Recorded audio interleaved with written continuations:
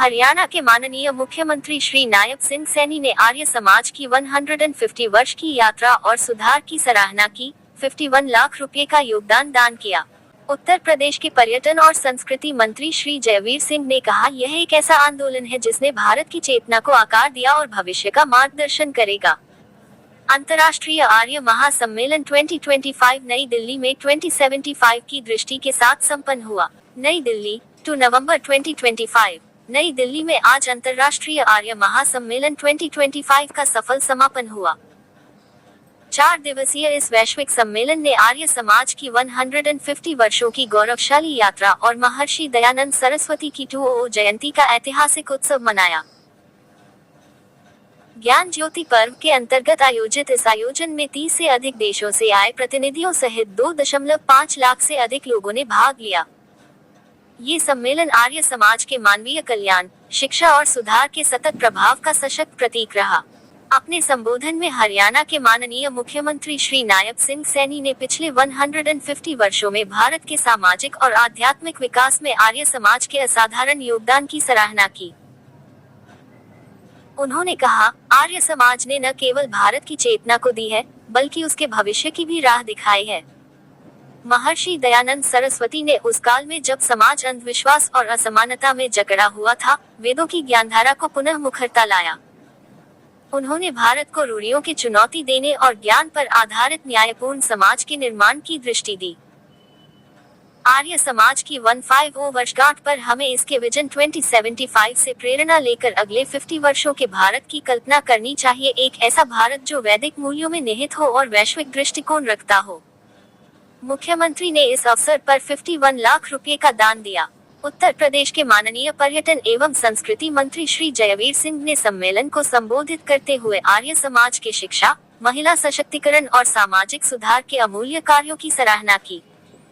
उन्होंने कहा, आर्य समाज सदैव सुधार, शिक्षा, समानता का अग्रदूत रहा है। महर्षि दयानंद द्वारा पुनर्जीवित गुरुकुल प्रणाली ने देश को अनुशासित और मूल्यनिष्ठ नागरिकों की पीढ़ियां दी हैं। हरियाणा को गर्व है कि वहाँ ऐसी अनेक संस्थाएं हैं जो आधुनिक शिक्षा को वेदों के सनातन मूल्यों के साथ जोड़ती हैं। भारत का भविष्य इन्हीं जड़ों की ओर लौट में है। समापन सत्र में ज्ञान ज्योति पर्व के अध्यक्ष एस के आर्य ने सभी माननीय अतिथियों, प्रतिनिधियों और स्वयंसेवकों का आभार व्यक्त करते हुए कहा, अंतर्राष्ट्रीय आर्य महासम्मेलन 2025 किसी उत्सव का अंत नहीं, बल्कि एक नए युग की शुरुआत है।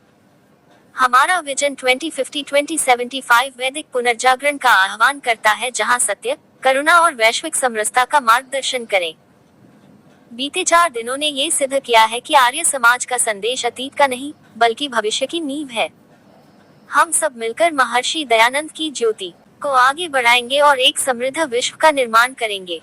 4 दिवसीय इस आयोजन में 11,111 युवाओं का आर्य प्रगति छात्रवृत्ति के अंतर्गत 12510 INR की छात्रवृत्तियों का वितरण, वैश्विक युवा संवाद, महिला सशक्तिकरण सत्र और सांस्कृतिक प्रस्तुतियां शामिल रही, जिन्होंने आर्य समाज की 150 वर्षों की सेवा, सुधार और प्रबोधन की यात्रा को जीवित किया। प्रधानमंत्री श्री नरेंद्र मोदी, स्वामी ब्रह्मविहारी दास, स्वामी रामदेव जी तथा अमेरिका, ऑस्ट्रेलिया और दक्षिण अफ्रीका के अंतर्राष्ट्रीय आर्य प्रतिनिधियों के संबोधन ने इस आंदोलन की वैश्विक एकता और दृष्टि को और सशक्त बनाया। कार्यक्रम के दौरान शिक्षा, सामाजिक सुधार, जनजातीय उत्थान और वैदिक अनुसंधान में आर्य समाज के योगदान को दर्शाने वाली प्रदर्शनी पवेलियन भी आकर्षण के केंद्र रहे। सभी प्रतिनिधियों ने आर्य समाज के मार्गदर्शक मंत्र कृण्वन्तो विश्वमार्यम्, आओ आओ हम विश्व को श्रेष्ठ बनाएं का संकल्प दोहराया।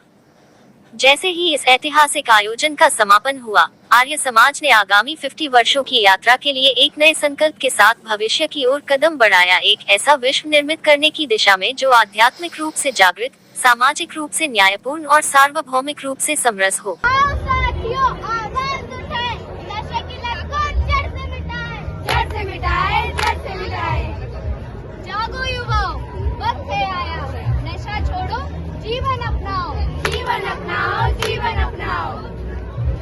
नशा छोड़ो, होश में आओ, जीवन को खुशियों से सजाओ, खुशियों से सजाओ।